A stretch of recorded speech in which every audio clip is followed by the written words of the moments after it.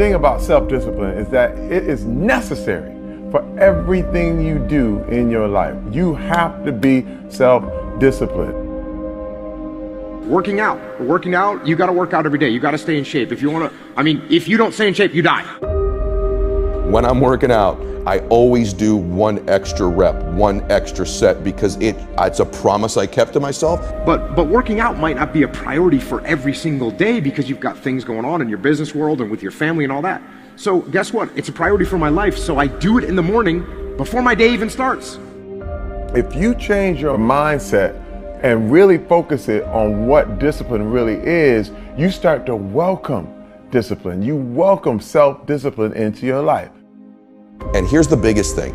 It's a pattern. It's a pattern I keep of me. I always do a little extra. I always go the extra inch. And the quickest and easiest place to do it is the gym. Because I can always grab one more weight, one more set. And here's what it does. It shifts your identity. The benefit of discipline in my eyes has always been that through discipline, I get things done. I do it in the morning before my day even starts.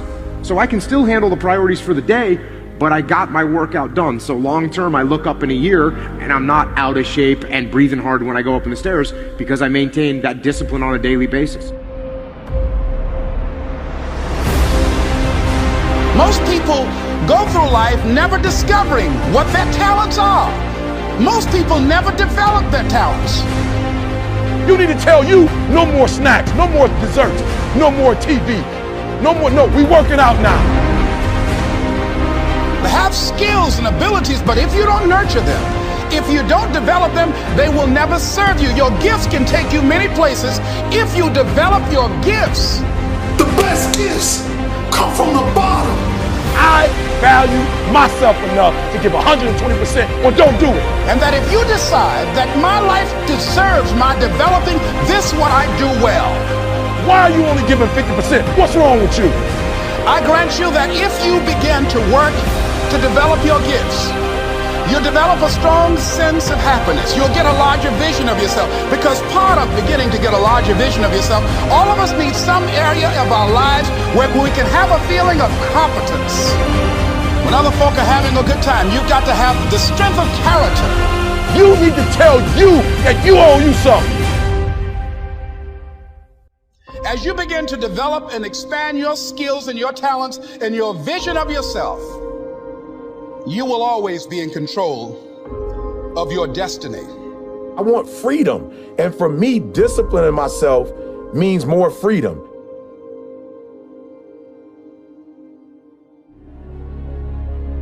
It's so easy to be great nowadays because everybody else most people are weak.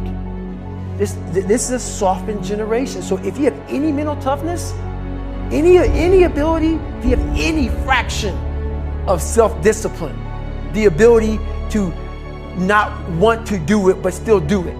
People have a hard thing understand. I hate to run.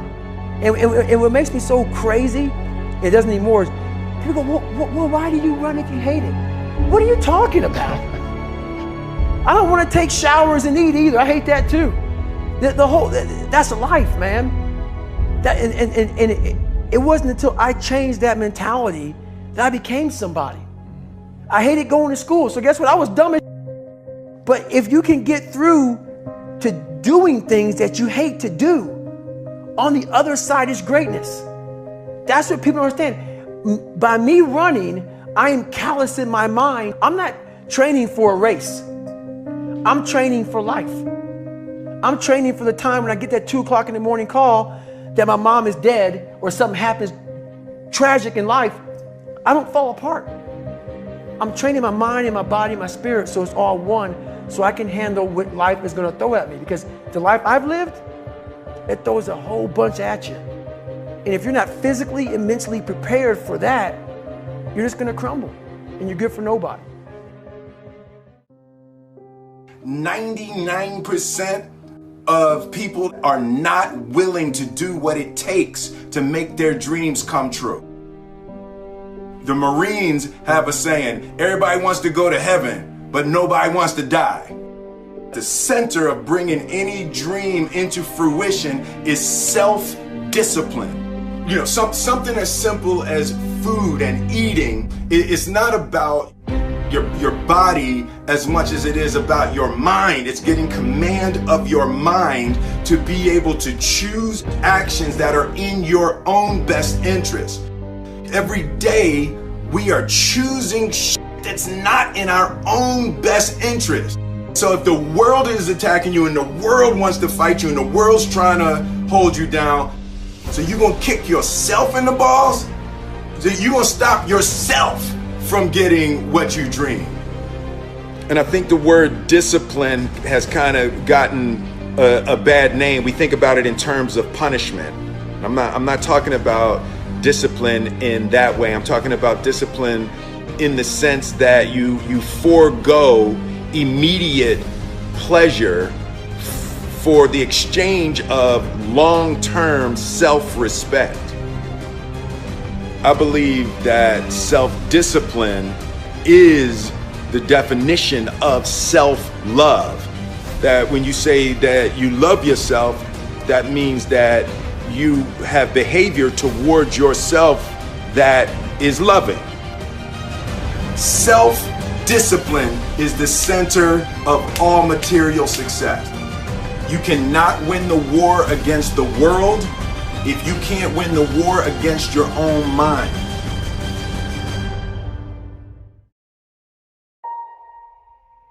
Self-love is when you say to yourself, oh, man, look, I know you and that girl got a real connection. I know y'all vibe, but that's your girl's cousin. So I love you too much to let you do that. It's like you say to yourself, hey man, look, I know you want to eat that pizza and it'll be really good, but I can't let you eat that, man, because if you eat that pizza, you're going to feel like shit, and I love you too much to let you eat that. Self-love is, hey, look, I know you got a test on Monday, and I know you really want to go out with your friends. It's Saturday night, you want to go out, but if you fail that test, you're not going to feel good about yourself. I love you too much to let you go out tonight. Self-discipline is self-love. If you want to be happy, you have to love yourself, which means you have to discipline your behavior. The road to sustained happiness is through disciplining your behavior. We tend to base our self-esteem on what other people think. And that's not really self-esteem. Self-esteem is supposed to be how we feel about ourselves. And I was just saying how dangerous it is to allow other people to determine how you're going to feel about you. And it's kind of like looking into a broken mirror. You're going to look in a broken mirror and then change your face to try to look good in this defiled, busted, broken mirror.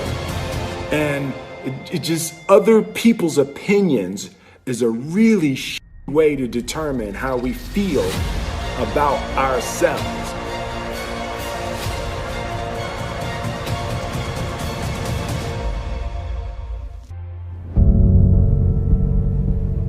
Life can be brutal. Life can be unforgiving. If I had to sum up in one word the difference between the greats and the average, the difference between the successful and the nobodies of the world, one word, one attribute to describe the difference: discipline. If you don't have the discipline, you can forget about the trophy. You can forget about the success, the greatness. All champions have discipline. It's the discipline to work hard.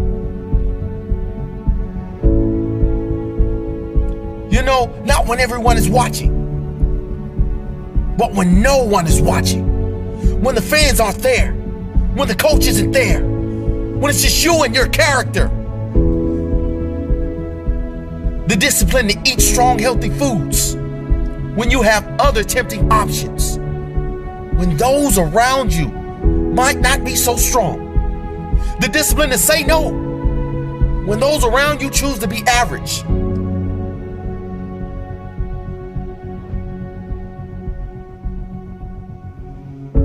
The discipline to keep going when it hurts. Because life doesn't give you what you want, it gives you what you deserve. And if you haven't worked for it, if you haven't sacrificed for it, if you haven't given your all, then you don't deserve it, and you won't get it. Push through the pain. On the other side is growth. When pain comes, that means it's time to show character. Show me your character. Remain disciplined. Stay strong. When it all seems hopeless, keep plugging away. Nothing can stop you if you don't stop for anything. Don't stop for anything. Never break your discipline. Remain faithful to yourself and your vision. When it gets painful, push harder. Push through the pain.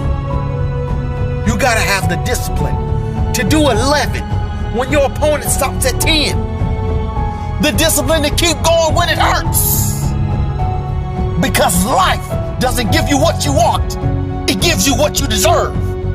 And if you haven't worked for it, if you haven't sacrificed for it, if you haven't given your all, then you don't deserve it.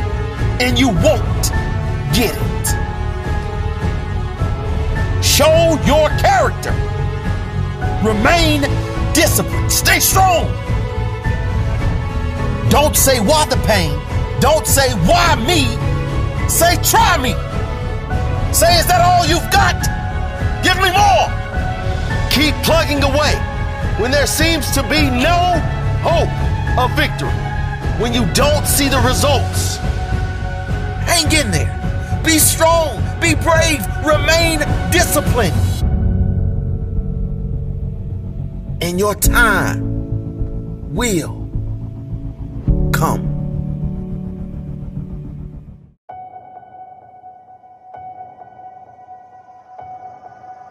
I was weighing like 297 pounds, and I had to make a change in my life. You know, I was at an all-time low, and I wasn't going anywhere, and I was exactly what everybody said I was going to be, which was nothing. This man is a self-made beast. Widely considered to be the toughest man on the planet and one of the greatest endurance athletes of all time. I was just an insecure, scared kid. And the only way I could find myself was to put myself through the worst thing possible. He's the only member of the U.S. Armed Forces to complete SEAL training, the U.S. Army Ranger School, and the Air Force Tactical Air Controller training. He's completed the infamous Destroyer of Men, known as Hell Week, 3 times, including 2 in a single year, and 1 that he started and finished with multiple stress fractures and a hernia. No one was here to help me. And the feeling I had every morning, I started shaving my head when I was 16 years old. And the feeling I had every morning, I looked in the mirror, was horrible. And I didn't want to feel like that anymore. And how I felt was a kid going nowhere, a kid that was scared. And most kids will accept that and look for help. But the best thing that happened to me, no one helped me. He served in combat in Iraq, was the bodyguard for the Iraqi Prime Minister. He once held the Guinness World Record for most pull-ups in 24 hours at 4,030. No one felt sorry for me. No one looked at me and said, like this day and age, they'll take you in and they'll tell everybody, stop picking on this person. Back then, they didn't care. I had to build calluses in my brain the same way I built calluses on my hands. So I broke the Guinness Book of World Records for pull-ups a long time ago, but I failed at it twice. And I did 67,000 pull-ups in trying to break this record. So to do 4,030 pull-ups, I had to do 67,000 for training for that. He's run 8 consecutive 100-mile races over 8 back-to-back weekends. He ran over 7,000 miles in a single year, and that is the equivalent of running 267 marathons. I saw myself as the weakest person God ever created. He had to have a goal. My goal was the only person that's gonna turn this person around is me. The only way I can turn it around is put myself through the worst things possible a human being can ever endure. And that'd be the only way that I can build this brain to handle anything that comes in front of it, callousing my mind through pain and suffering.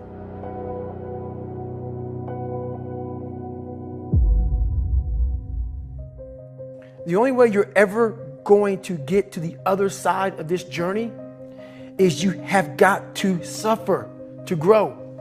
To grow, you must suffer. I'm afraid of my shadow. How can I overcome that? Go in the military, get your ass kicked, do things you hate to do, be uncomfortable every day of your life. Roger that. I'm not the smartest kid in the world. Okay. Instead of somebody saying, oh no, you're smart. No, don't say that to yourself. I said to myself, no, I'm a dumb motherfucker. Okay, roger that. How you get smarter? Educate yourself. So the things that we run from, we're running from the truth. We're running from the truth, man. So the only way I became successful was going towards the truth. As painful and as brutal as it is, it changed me. It allowed me to become, in my own right, who I am today.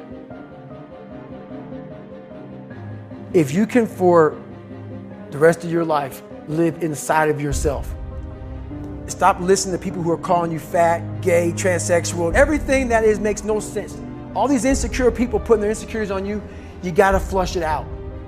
You gotta just be whoever the hell God or whatever the hell you believe in. If you believe in nothing but yourself, I don't care what it is. You gotta take everything and throw it away. You have to believe in one thing, and that is yourself.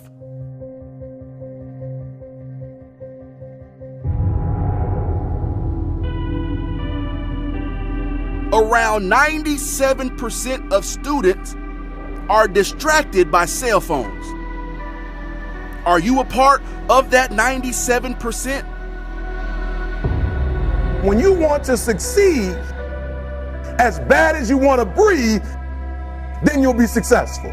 Whether your distractions are text messages, checking emails, surfing the web, playing games, or scrolling through social media, the fact remains that it is a distraction.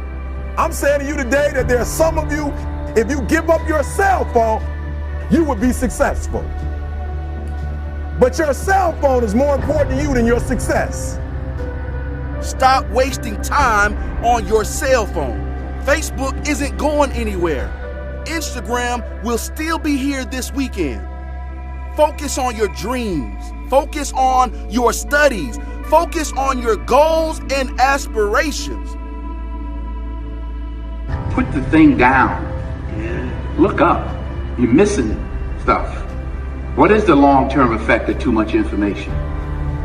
We don't know, but we're finding out. Focus on becoming a better you. A better you that is not distracted by unnecessary things. You gotta cut off the cell phone. You gotta, no TV. There were those of you who were watching the game last night, you really didn't have no business watching these boys win a national title, going to the NBA making millions. You didn't have no business watching them because you're not where you need to be. One that is determined to succeed and not scroll.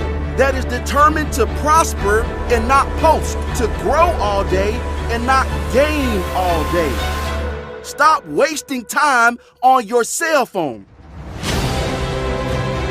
And when you get to the point where all you want to do is be successful, as bad as you want to breathe, then you'll be successful. It's about you and your future. It's about your grades. It's about your dreams. Ultimately, it's about your life. The time you spend on your cell phone could be used for your success. The time you could be using to be successful, you're using it on the cell. And the cell phone is not bringing you nothing but a bill. Is your life more important than that app, than that game, that post? I need cell phones off. Listen to me. Some of you gonna be broke for the rest of your life because of that little thing on the side. You're gonna be broke for the rest of your life because of a little cell phone. We're so plugged into our cell phones that we become blind to the world around us. And somebody has told you you couldn't live without it. We can't take our eyes off the screen long enough to see the beauty of the world around us. It don't matter whose fault it is that something is broken if it's your responsibility to fix it. For example, it's not somebody's fault if their father was an abusive alcoholic, but it's for damn sure their responsibility to figure out how they're going to deal with those traumas and try to make a life out of it. It's not your fault if your partner cheated and ruined your marriage, but it is for damn sure your responsibility to figure out how to take that pain and how to overcome that and build a happy life for yourself. Fault and responsibility do not go together. It sucks, but they don't. When something is somebody's fault, we want them to suffer. We want them punished. We want them to pay. We want it to be their responsibility to fix it, but that's not how it works, especially when it's your heart. Your heart, your life, your happiness is your responsibility and your responsibility alone. As long as we're pointing the finger and stuck in whose fault something is, we're jammed and trapped into victim mode. When you're in victim mode, you are stuck in suffering. The road to power is in taking responsibility. Your heart, your life, your happiness is your responsibility and your responsibility alone. You can make a person smile, you can make a person feel good, you can make a person laugh, but whether or not a person is happy is deeply and totally and utterly out of your control. The prerequisite for spending time with any person is that they nourish and inspire you. They feed your flame. Look at your last 5 text messages. Are those people feeding your flames or dousing your fire? Put your phone down for just a second and look around. Look to the people around you. Are those people throwing logs on your fire or are they pissing on it?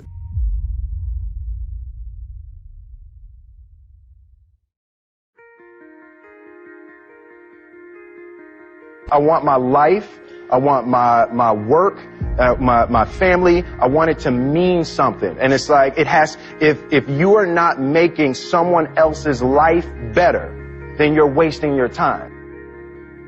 The separation of talent and skill is one of the greatest misunderstood concepts for people who are trying to excel, who have dreams that want to do things. Talent you have naturally. Skill is only developed by hours and hours and hours of beating on your craft. You don't try to build a wall. You don't set out to build a wall. You don't say, I'm going to build the biggest, baddest, greatest wall that's ever been built. You don't start there. You say, I'm going to lay this brick as perfectly as a brick can be laid. There will not be one brick on the face of the earth that's going to be laid better than this brick that I'm going to lay in this next 10 minutes. And you do that every single day. And soon you have a wall. And soon you have a wall. And I think psychologically, the advantage that gives me over a lot of people that have been in competition with in different situations is it's difficult to take the first step when you look how big the task is.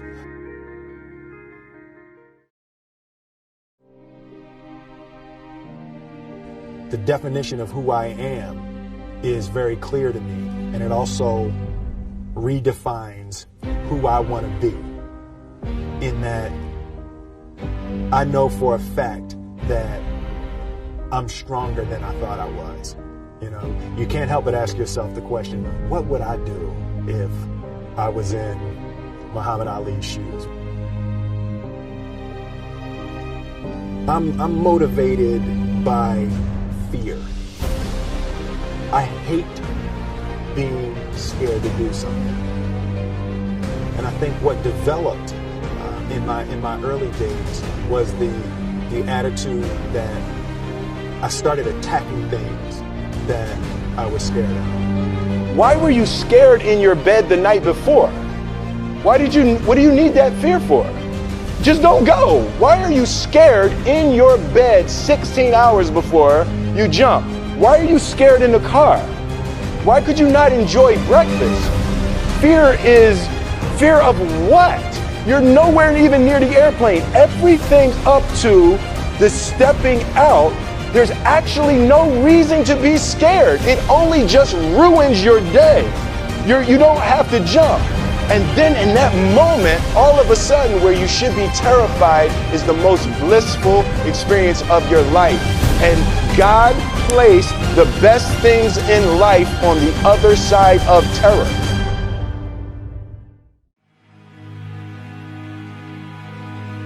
And they had the nerve to count you out. That's because they didn't understand that your motivation would never let you stay down for the count.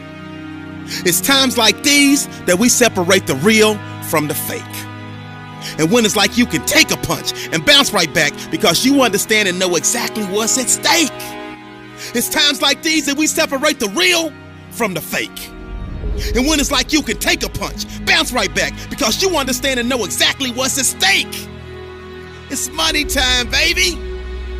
And this is for all of the marbles. It's put up or shut up. Survive in advance, win or go home. And that's why you spend all those hours grinding. That's why you spend all those hours pushing yourself to the limit. You spend all those hours running. That's why you spend all those hours sacrificing. You spend all those hours sweating because you know there will be no time for regretting, fretting, or letting yourself or your teammates down. See, you are bound and determined to enter into the realm of greatness that's reserved for you and only you. And so if the day ever comes that you're tired enough to quit, then I need you to act like a car with 4 flats and retire. I don't think you heard me. I said, if the day ever comes that you are tired enough to quit, then I need you to act like a car with 4 flats and retire. Next level success is reserved for those that are willing to not start counting the reps until it starts hurting. Not start counting the shots made until their arms are dead tired. Not start counting the sprints until they're already breathing hard. I heard a wise man say, it hurts, but it works. I say when it hurts, then and only then will you start receiving the perks, the accolades, the attaboys, the attagirls, the great jobs, the alley-oop lobs, the celebration parties with the lobster and shish kebabs, the hoisting of the banners, the sizing for the rings, the smiles, the hugs, and all of the love and respect in between. See, some of you out there, you in the dark. And you know what I need you to do for me when you're in the dark, right? Turn the lights on when I'm talking to you, because I don't think you heard me. I said next level success is reserved for those that are willing to not start counting the reps until it starts hurting. Not start counting the shots made until their arms are dead tired. Not start counting the sprints until they're already breathing hard. So just when they think you're about to throw in the towel, that's when I need you to recall all of the days that you went that extra mile. All of them days that your friends said you were foul, when you said you couldn't hang out because you were dialed in. You were locked in. You were in a zone. So you had to be strong because you knew the day would come when you would have to show the world that you could overcome any adversity, any obstacles, any hardships, any setbacks, because you were prepared for any and everything. And you understood that it would be impossible to run with them cheetahs when you're walking with the turtles. You understood that it would be impossible for you to run with the cheetahs when you were walking with the turtles. So your mindset is that of a track star, and that gives you the mental strength to leap over life's hurdles, to power through the speed bumps, to push through the roadblocks, and continue to grind past any and every obstruction that attempts to deter you from your ultimate goal of next level success. So the stresses of the world, you laugh at them. The dreams they say are out of your reach, you grab at them. The things they say you can't achieve, you take a stab at them. And when the bullies of life try to knock you out, you stick and move, and you jab at them. I said the stresses of the world, you laugh at them. The dreams they say are out of your reach, you go and grab at them. The things they say you can't achieve, you take a stab at them. And when the bullies of life try to knock you out, you stick and move, and you jab at them. And on the rare occasion that you take a punch from life, and it knocks you down, you dig deep, and then you dig deeper. And then you dig even deeper because you understand that this is the moment to pick yourself up, push through with determination and grit because of all your resiliency, commitment, hard work, perseverance. You have now put yourself in position to show the world that you got that dog, and your inner dog has no quit. I said this is the moment to pick yourself up and push through with determination and grit because of all your resiliency, commitment, hard work, perseverance. You have put yourself in a position to show the world that you got that dog, and your inner dog has no quit. I hated jumping out of airplanes. I hated shooting guns. I hated the job as a Navy SEAL. But I did it because I wanted to change myself. Everything I do, I'm not really comfortable doing. But if you choose to go that route, to go be a Navy SEAL, you might as well go be the hardest mother in the world. Because if you're choosing to do something, you have two routes. You can go there and be a little weak person and get through barely, and that's your reputation. Or you can go through the hardest guy you can possibly be, and that's your reputation. So my whole thing is, if you're gonna choose to open that door in Iraq or Afghanistan, open the mother and go in hard. Because they're gonna remember you by slowly opening it and peeking in. So if you're gonna open it, and you made the mind to open it, don't crack it open. Open the door, go in. That's with life. If you're choosing to do something, attack it. Because they're gonna remember you as not attacking it. So I want to be remembered. You can hate me, but there's one thing you can't say about me. I didn't attack it. So that's the mentality to have. If you're gonna do something, you might as well attack it, because you can do it anyway. Right. Who on this earth would still be going right now? You are. You are.